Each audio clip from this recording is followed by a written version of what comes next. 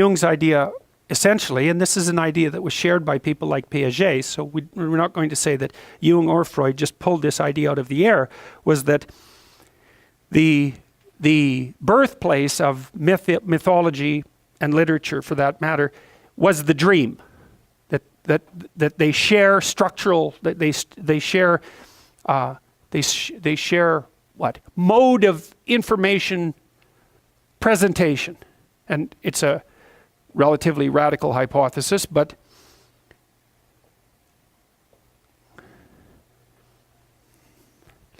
given that they both represent dreams and mythological representations share an essentially narrative structure, and they're literary-like. I mean, it's not so unreasonable to notice that a dream at night is like the movie that you play in your head. And it's not unreasonable to note as well that the dreams that you have at night bear a relationship to the daydreams that you have during the day. It's a form of cognition. It seems like an involuntary form of cognition, though, and that's a very strange thing. So Jung thought about the dream as nature speaking of its own accord, roughly speaking. And so his idea was, well, when you sleep, you dream, but the dream happens to you. It's not something that you create the way that, and you don't even think about creating it. Because I might say, well, what are you thinking about? And you'll say, I'm thinking about whatever it is. And you'll take credit in some sense for thinking that because it seems like a voluntary activity. But what happens at night is that you think, but you think involuntarily. And so what Jung would say is that means that something is thinking in you. And that's a perfectly reasonable way of looking at it. And this is one of the things that's uncanny about the psychoanalysts, is they were willing to take their observations to their logical conclusion. There are things that think in you. What are those things? And what are they thinking? And why are they thinking it?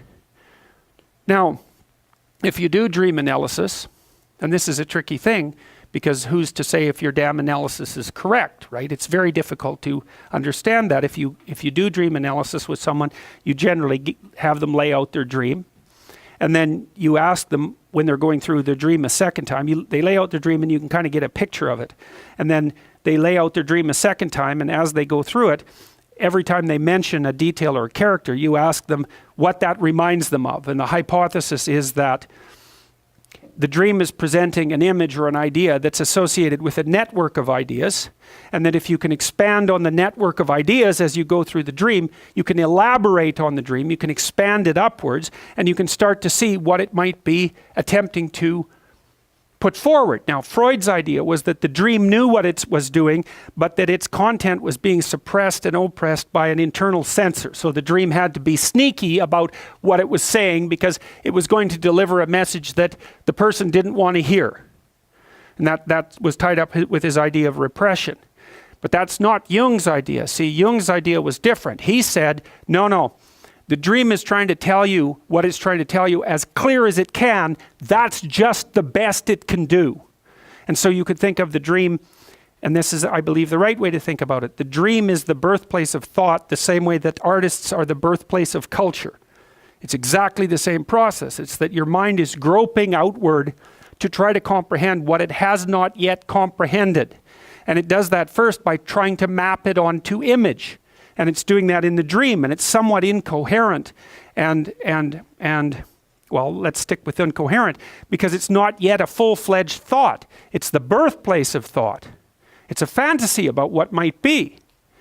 And then if you can grip the fantasy and share it with other people, then maybe they can elaborate upon it and bring it into being with more clarity than it would be if it merely existed as the precursor of a thought in your imagination. Now, because Jung's idea too was, okay, you think in words. Where the hell do those thoughts come from? Well, they just spring into my head. Well, that's not much of an answer. They just, pop out of the void? Is there some sort of precursor to the development of the ideas? Is there a developmental pathway? So here's an image. This is the Buddha. There's calm water. There's a lotus. The roots go all the way down to the bottom of the lake. It's dark down there. The roots are embedded in the dark substrata at the bottom of the lake. The plant moves upwards towards the light. The water gets lighter and lighter as you move upward with the root. The flower manifests itself on the surface, and the Buddha sits in the middle. That's an image about how ideas develop. They come out from the bottom of reality and they push themselves up towards the light and they blast forward and something emerges as a consequence. That's what that image means.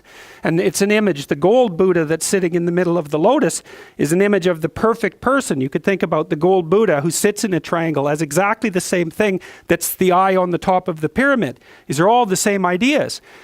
And what's the idea that's trying to burst forward? How to be in the world. Well, what other idea would burst forward? Because it's the only problem that you really have. Right? How should you manifest yourself properly in the world? It's everyone's question. It's the ultimate question. It's been the ultimate question since the beginning of time. And we've been working out that idea forever. First of all, merely by acting it out, and then by representing the actions, and then by representing the representations, and spiraling all that together.